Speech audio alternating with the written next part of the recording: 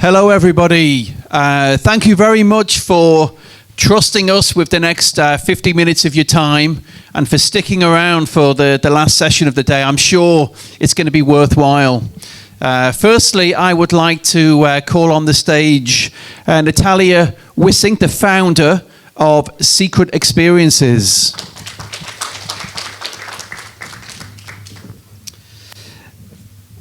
Secondly, I'd like to ask Tony Chisholm, the Vice President for Middle East and Africa and Asia of Accor. Hello, Tony. Hi, Chris. Mr. Minh Doan, who is the Vice Dean of the School of Tourism at Ho Chi Minh City University. Hello, Minh. Welcome to Vietnam, Mr. Lee Lin, who is the Regional Director for Asia Pacific at Nobu Hospitality.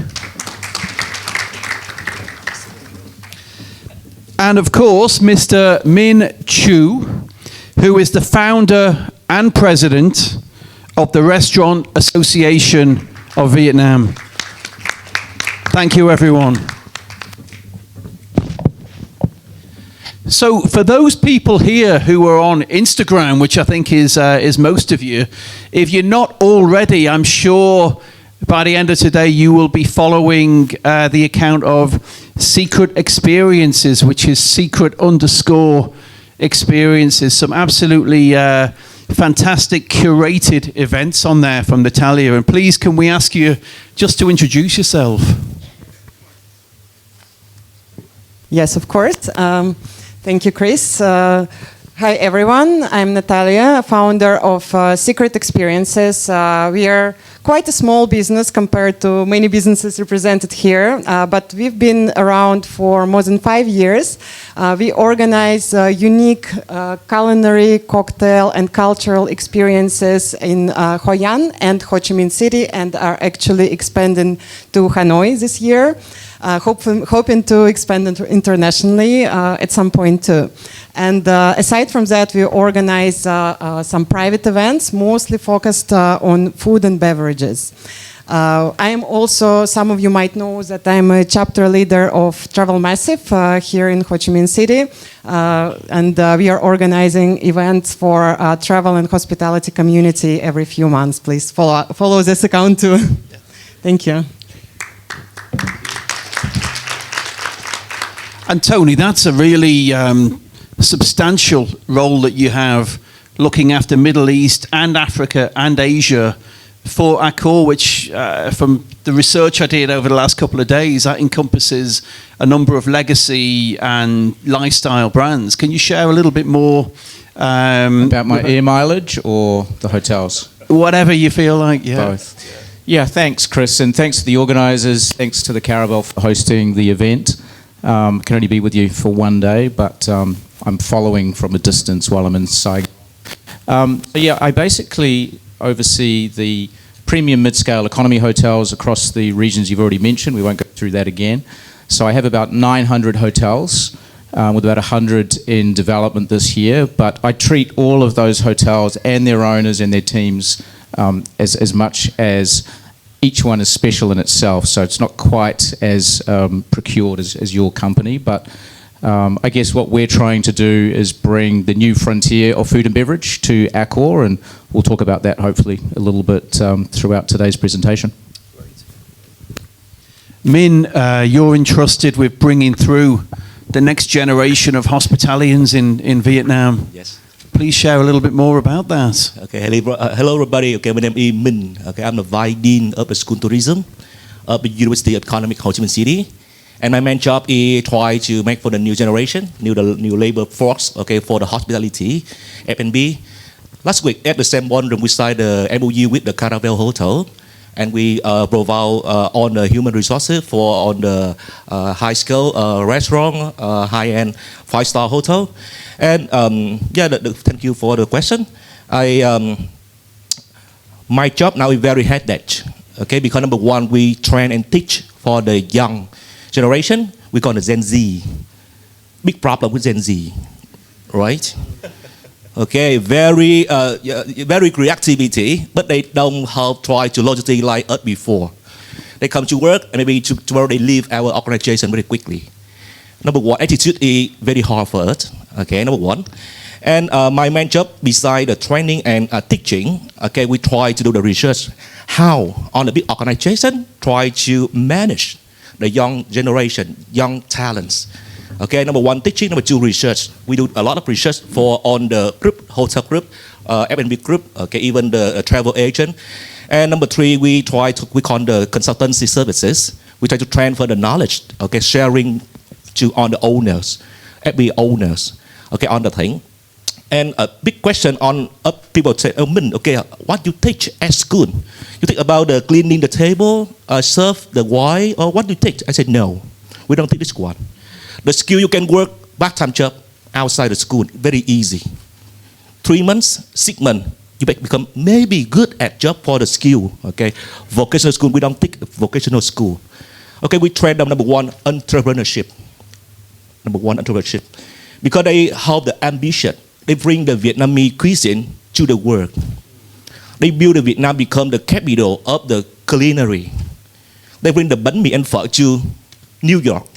This is their dreams. This is ambition. Why we kill their dreams? Some schools say, okay, no, you can do it. How can we say this? We try to encourage them. You can make bánh mì, you can make phở, but you need to make the branding. You bring the culture. Beside the food and beverage, bring the culture. The coffee, the nước mía, sugar cane juice. Number one, we teach them entrepreneurship. We try to build them not the restaurateur. We build them become, they love to do business. Number one. Number two, about innovation.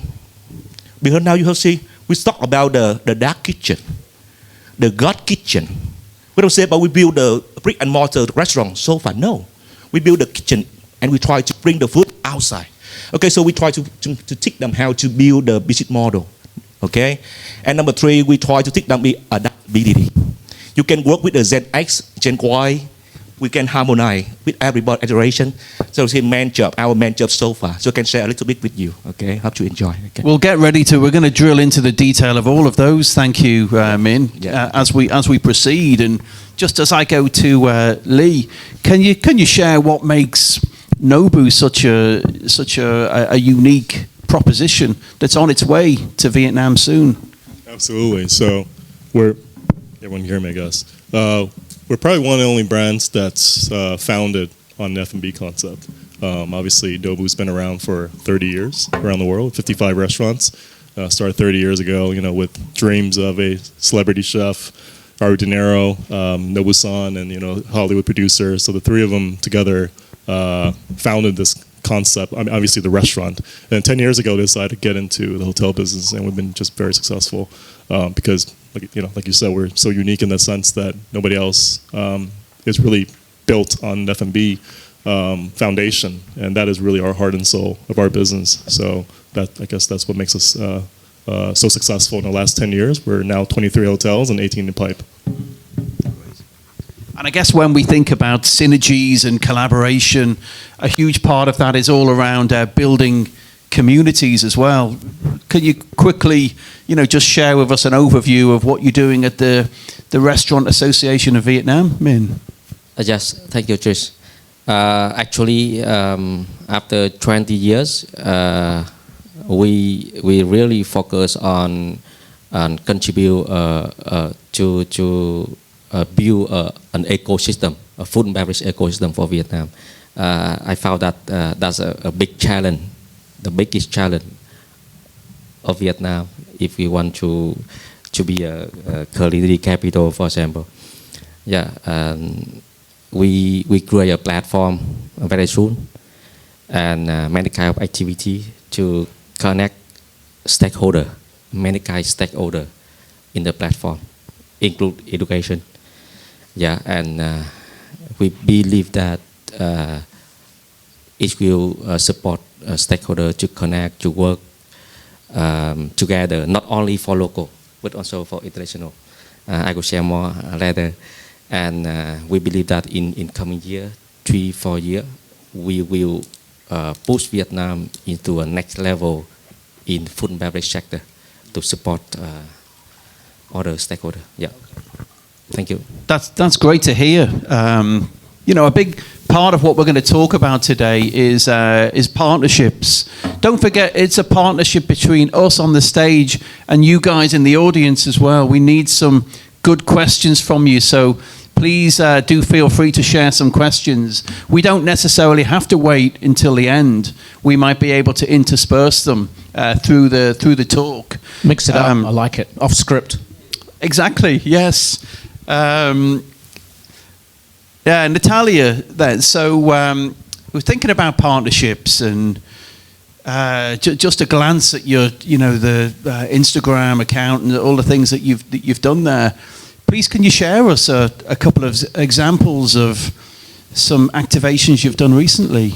Yes, of course. Well, as I mentioned briefly, and as Chris mentioned, we are organizing experiences, unique experiences, particularly targeted on tourists, but we're actually trying to get some local community as well. And this year we're planning to organize more community events and private events.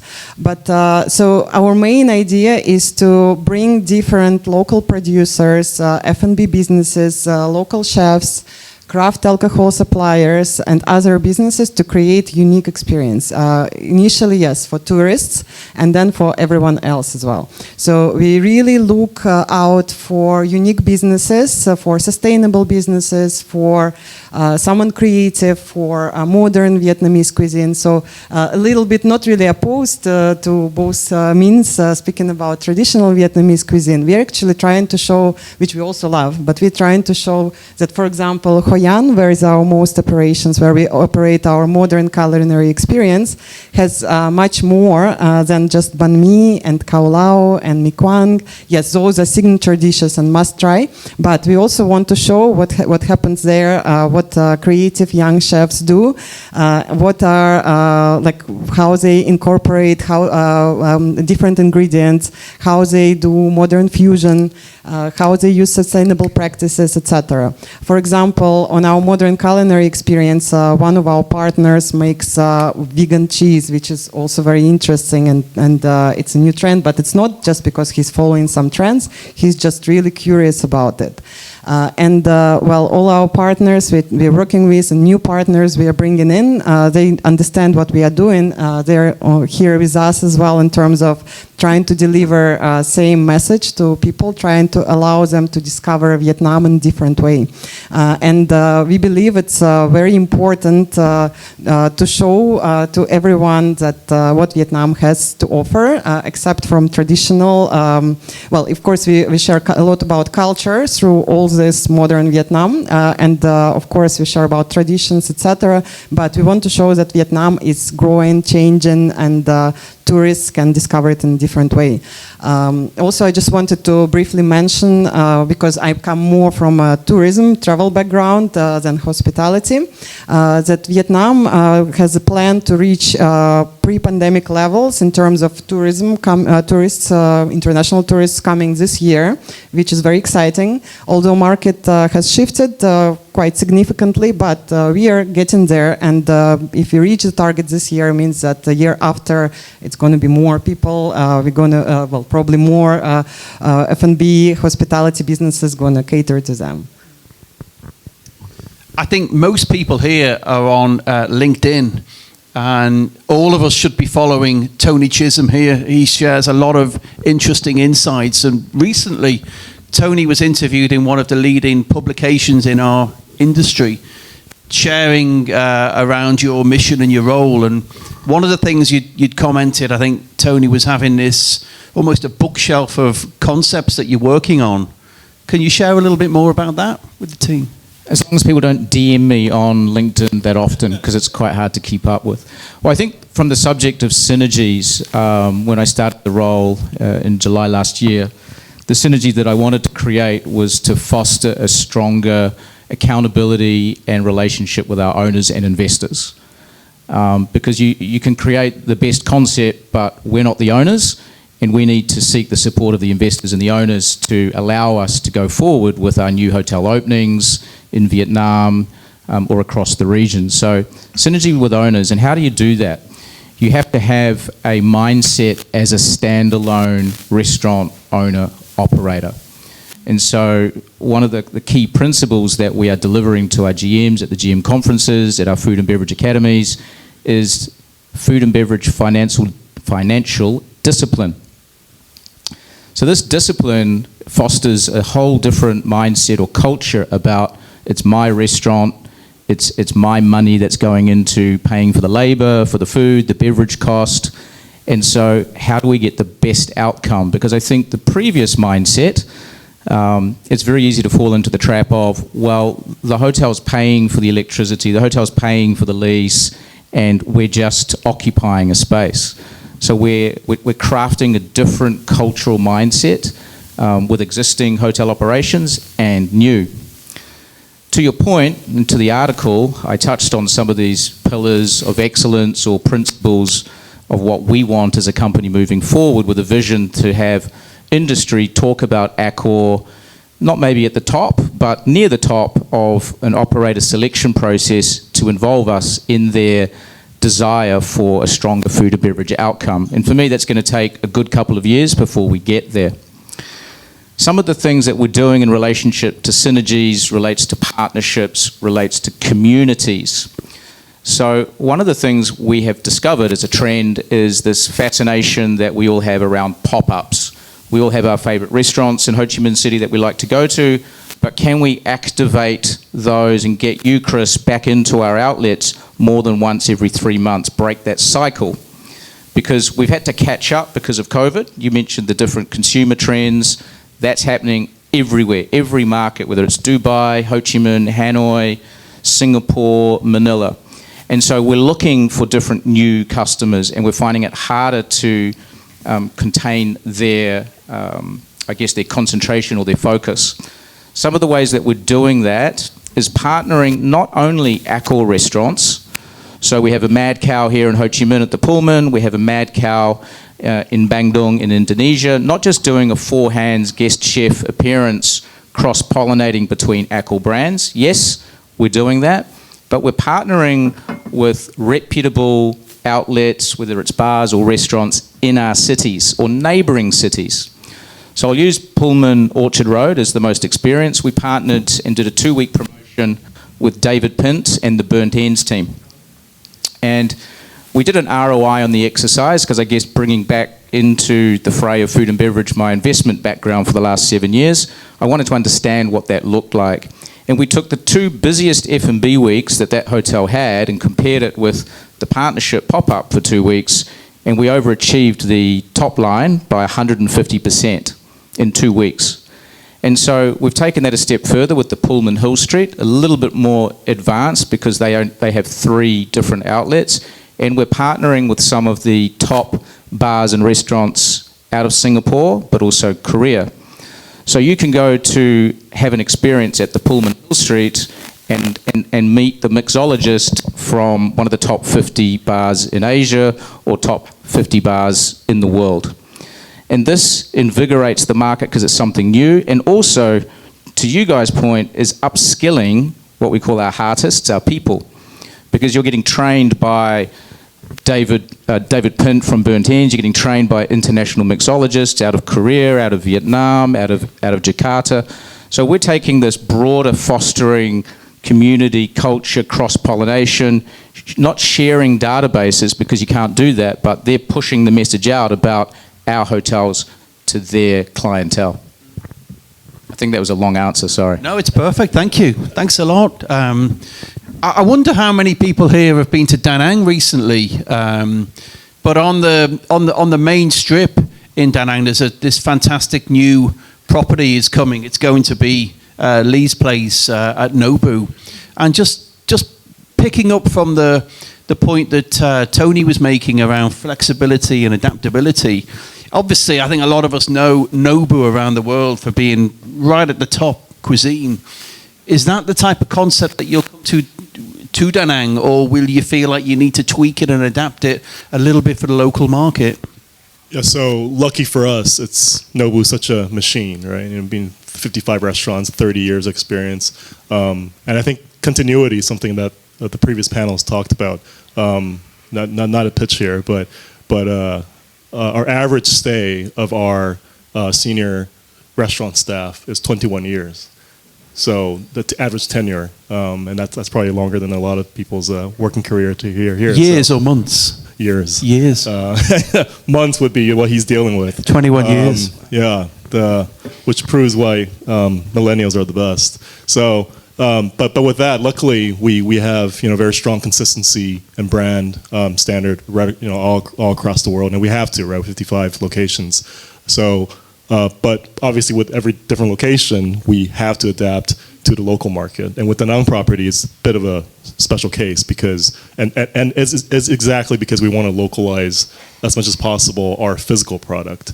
Not so much so, obviously, the Nobu namesake restaurant will stay Nobu as it is, but we'll adapt because that property is so large, with about just under 200 keys for hotel and 260 keys of brand new residences, which will be put back in hotel pool. So it's a monster of a project. So with one Nobu restaurant, obviously, I don't think I'll be able to support it. So we'll be looking at creating another concept to then suit the locality, suit the local market. We're always very, very respectful of the local culture, the local market, how we can adapt somewhat.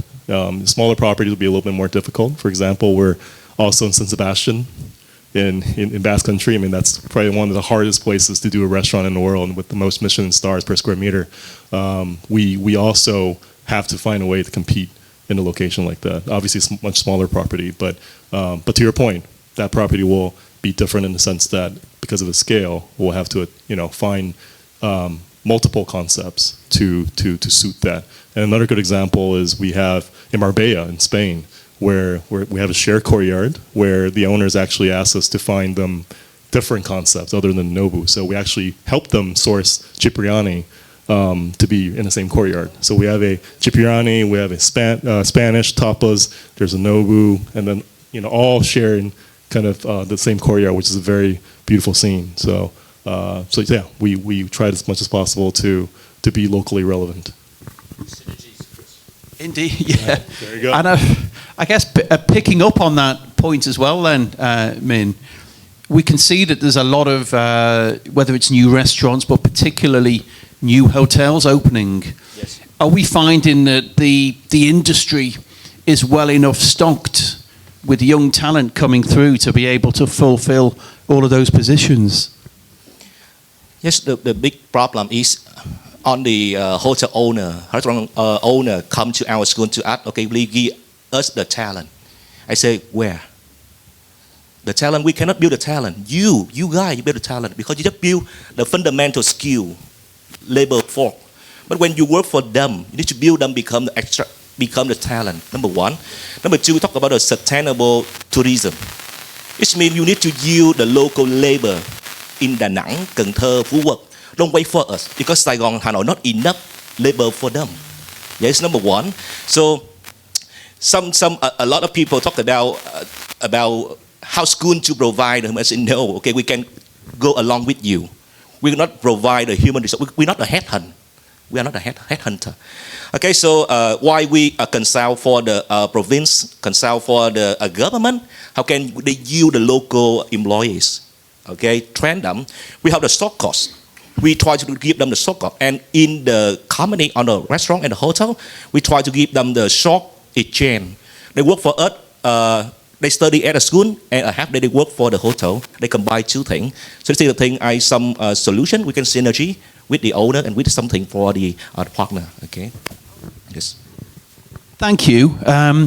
Just from my own perspective, last week I was in South Korea to attend the Asia 50 Best Restaurant Awards.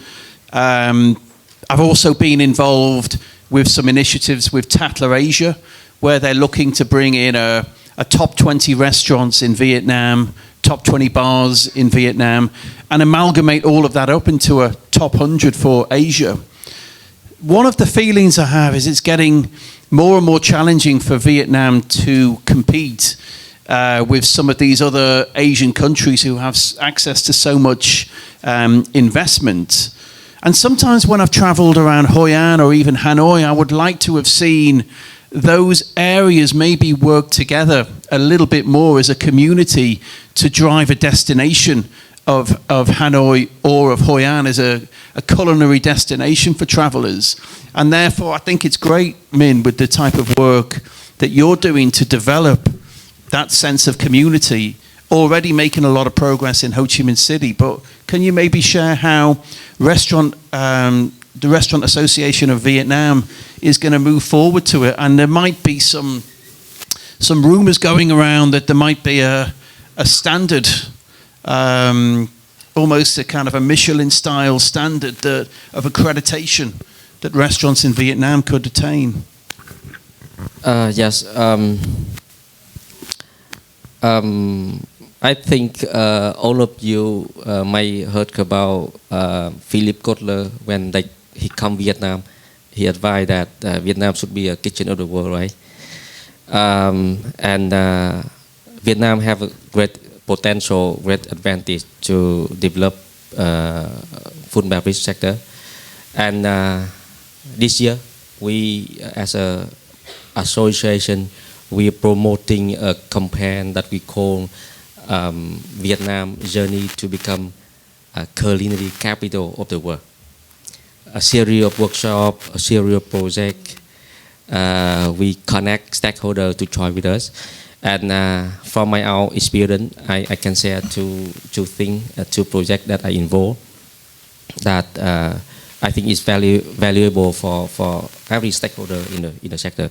The first project we call developing Vietnamese culinary culture as a national brand. It's a national project. There are three objectives we are focused on. So far, we collect 1,000 specialists from 33 provinces and cities. We work with chefs, we work with business owners, we work with tourism department city by city to collect specialists.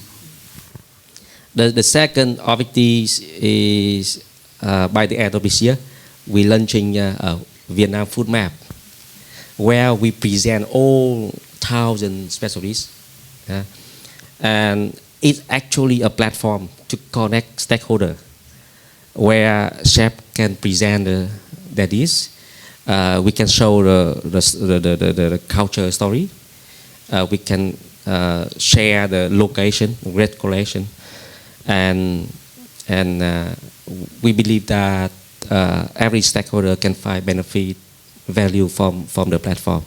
And the third objective next year we develop a virtual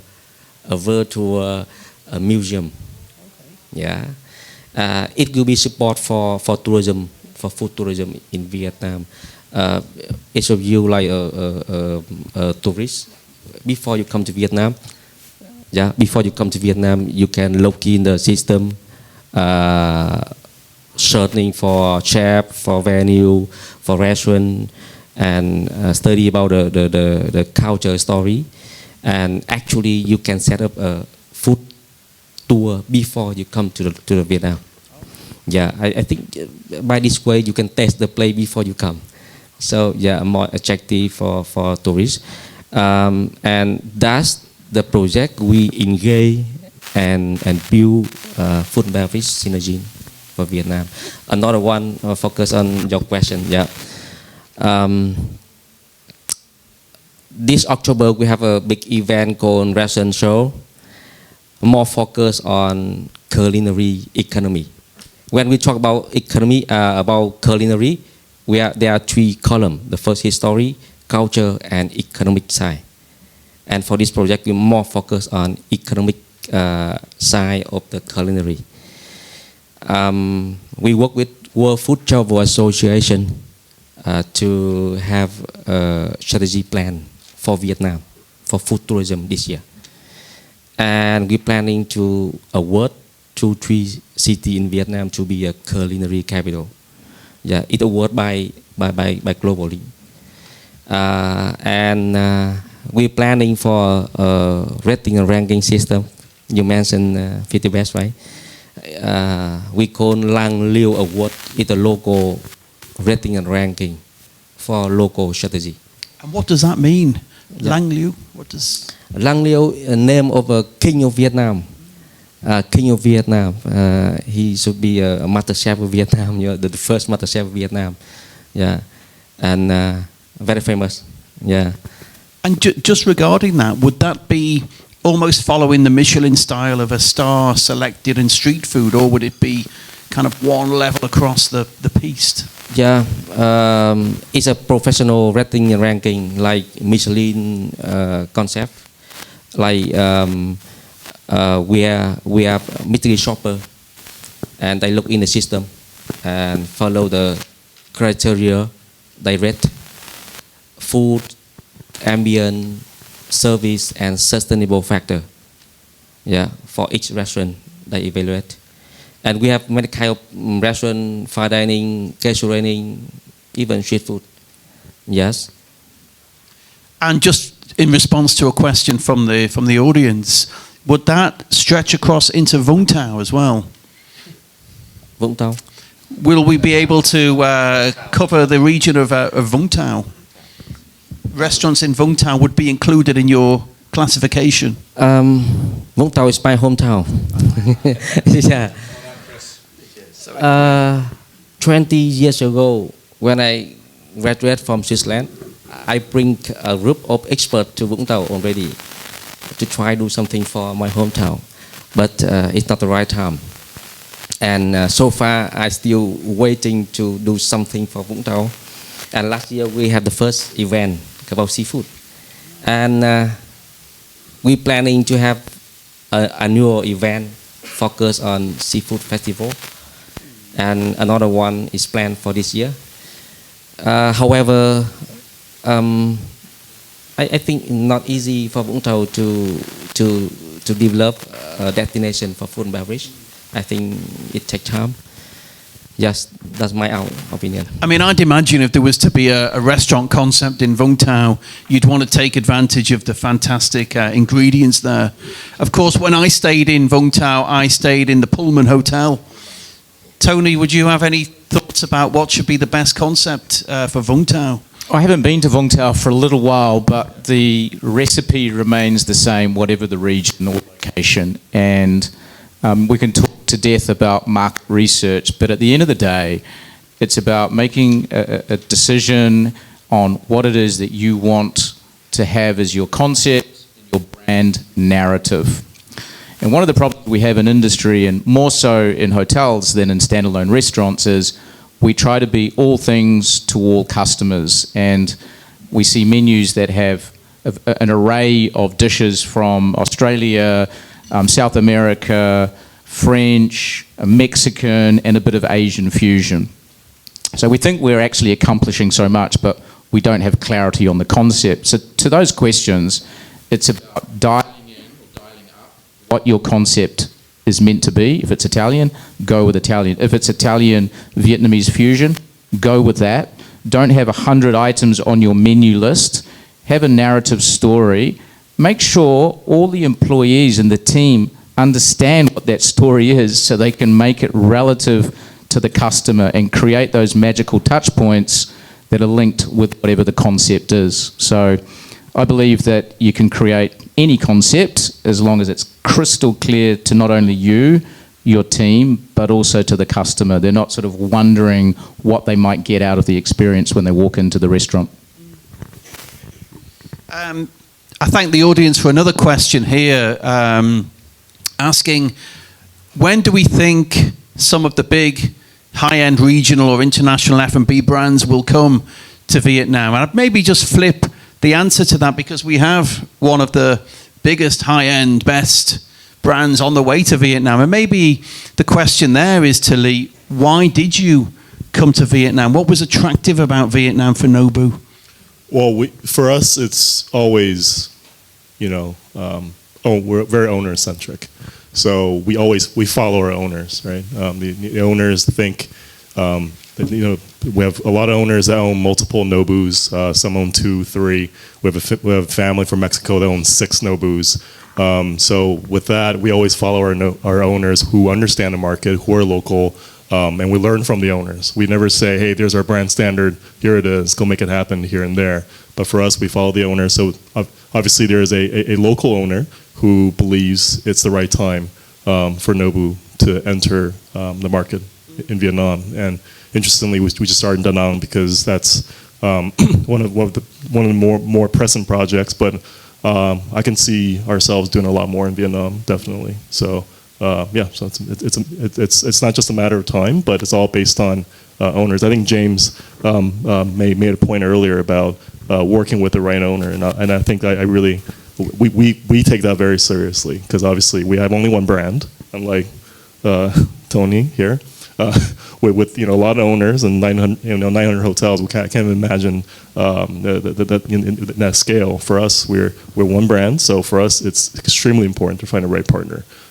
So that's why we're here actually.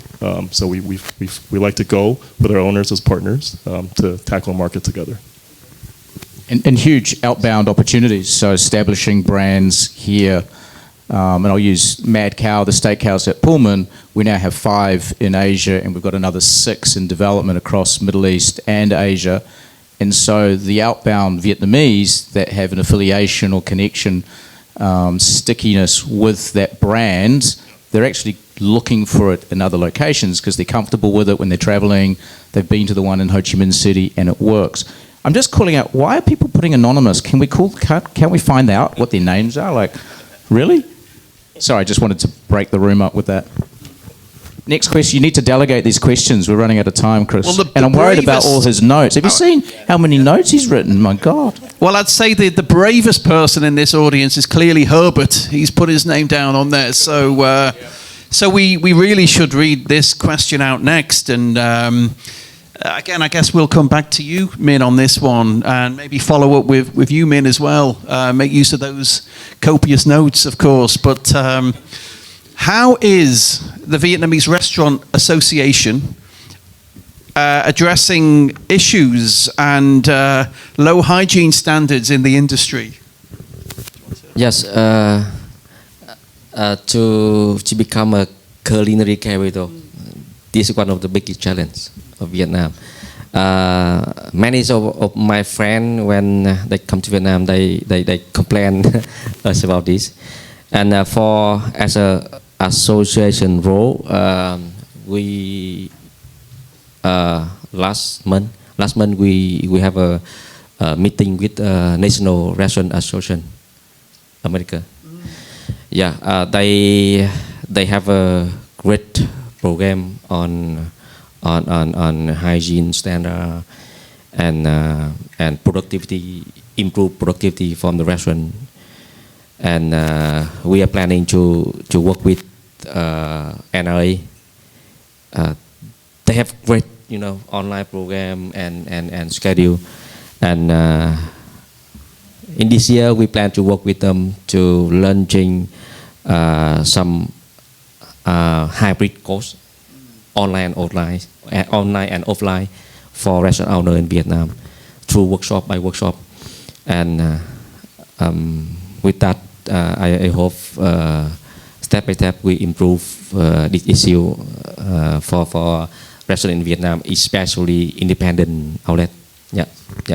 I'll just add, because fundamentally this has to improve not only in Vietnam. I'm seeing it in other regions, but consequences. It's pretty easy to get it right, guys. If governments make decisions that there is consequences associated with poor food hygiene, your restaurant should be closed, you should be fined, and even the owners are named, the operators are named. You can name me if I'm associated, but until we get serious about consequences, we'll continue to talk about the subject forever and a day. You have owners that truly care, that will check on operators like us. You have general managers, you have restaurant managers, you can train all you like, but eventually standards will falter if there are not consequences or penalties put in place. Simple. And Minh, is that training, being developed in those areas of, for example, management, accounting, and hygiene standards and so on in your program? Yes, that's a theory. But now we use the best practice to share for the how we perform about this one.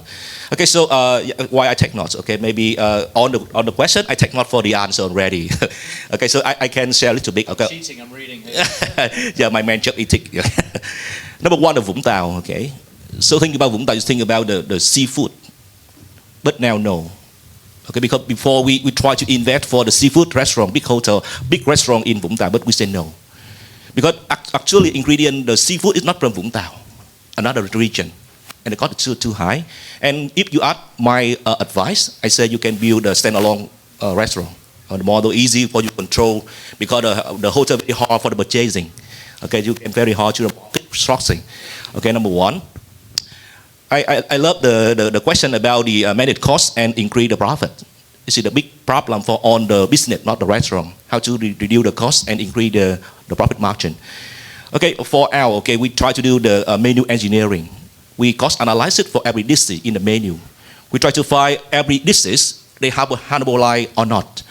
And the end of the day, the restaurant owner calculate and you know you lost or you win every day, daily. You don't wait. Some guy talk about we based on the POS system. Okay, you wait for the storekeeper to posting in the system. You wait for the guy to manage the sale revenue. I said no. If you are the owner, restaurant owner, you will see you sell how many items, how many delivery food, you can calculate very quickly. So about the cost and the profit, I think you can talk about the cost analysis first. Okay, this is from my side. Okay, so and about the risk mitigate, I think the big, okay, so I sum my point, okay. The risk, okay, for the, not NB on the business, number one is the operational risk in Vietnam. The human resource, number one, okay. And because on the restaurant is a part-time job, they don't have any commitment. Okay, so today they work, tomorrow they out, very easy. And they stole all the thing, maybe the recipe. Before we hold the central kitchen and we hold some grill barbecue, and the part-time job, they jumping our kitchen and they try to store all the recipe and they sell for another. Okay, this is the big story. Okay, so number one, I think the operation risk is number one. Number two is financial risk. Because in Vietnam, when you run business, not many commercial banks love to lend you. Okay, the restaurant, they say the very high risk business in Vietnam. Okay, so when the financial risk, okay, if you want to the shock, okay, of the working capital, you come to the bank, no, okay. If you hold the collateral, okay, yes. Okay, so I think two risks I can share about this one quickly. Okay, thank you. So we're drawing to a conclusion of our panel discussion now, and I thought it was very helpful. A couple of days ago, we all got together on a Zoom call to plan what we were going to talk about. We talked about crafting strategies and we talked about words like synergies, and it's true that these words sometimes can actually be quite woolly. What really does it mean? And Tony actually made a really helpful comment, and I think you said, Tony, that ultimately it's all about guest satisfaction. Guest satisfaction ultimately drives revenues, which drives the business. So I guess as we look to wrap up the discussion, Natalya, you're seeing a lot of contributions from people in other countries who are looking to work with you and come to Vietnam. And what do you think they're looking for right now and into the future from the sector here in Vietnam? As we can see, and well, we have increasing number of customers. Even there are more and more tourists coming, different markets. But of course, that's why we run what we run. They want some unique insight, unique experience. They want to discover Vietnam differently through different food experiences. See what's happening currently. They like just to comment a little bit on the previous conversation. What Tony mentioned before, like pop-ups, for example. People want something more unusual, something more special. That's also what we're trying to do from time to time, like bring mixologists, use some local craft brand, go to some cool new restaurant, bring some chef, so make all this collaboration. That's what people want, something more unusual, more unique, not what everyone else can experience, not like what other 1,000 people just did yesterday. They want something different.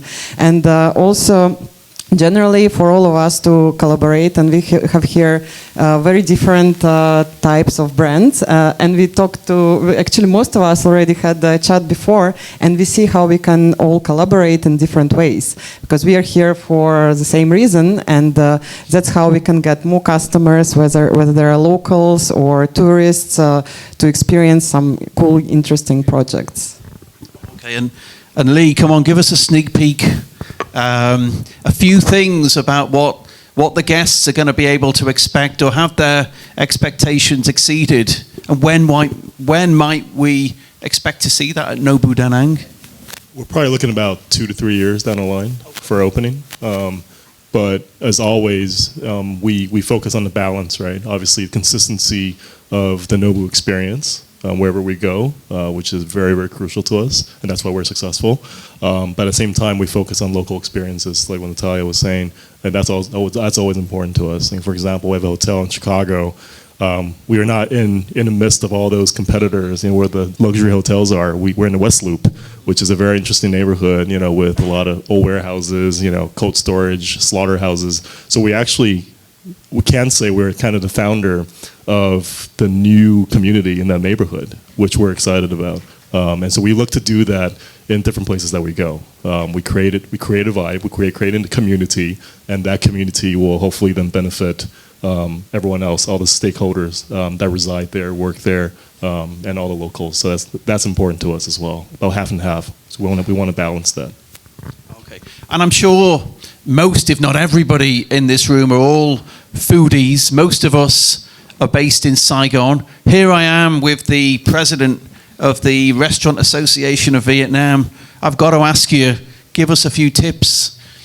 2 or 3 restaurants you think all of us, if we haven't already tried in Saigon, we should check out soon. I'm putting him on the spot here because he's in love with all of them, of course, but maybe a couple of different, maybe a good place to get a pho, some place to go on maybe on a date, somewhere for a celebration. What do you think? Yes, normally I found 2 kind of expectation. Firstly, foreigner tourists, and another one a local. It's quite different. And normally for the rating ranking system coming, we plan to promote. We really want for tourists try the real local restaurant, the one that many Vietnamese local people really try, a good price and local taste, really local taste. And another expectation normally from I think from media. Sometimes media they present really good about the local taste, and some restaurant that I might suggest, like for example in Vietnam, bún bò Huế. You want to try bún bò Huế in Ho Chi Minh? You should try bún bò Huế at Ho Con Rua. Yeah, very local. Yeah, very local. I think you go to the wrong restaurant. Yeah, one option. Okay. Yeah. Well, everybody, thank you very much for all your contributions this afternoon. Thank you all in the audience for listening, and have a nice evening. Thank you.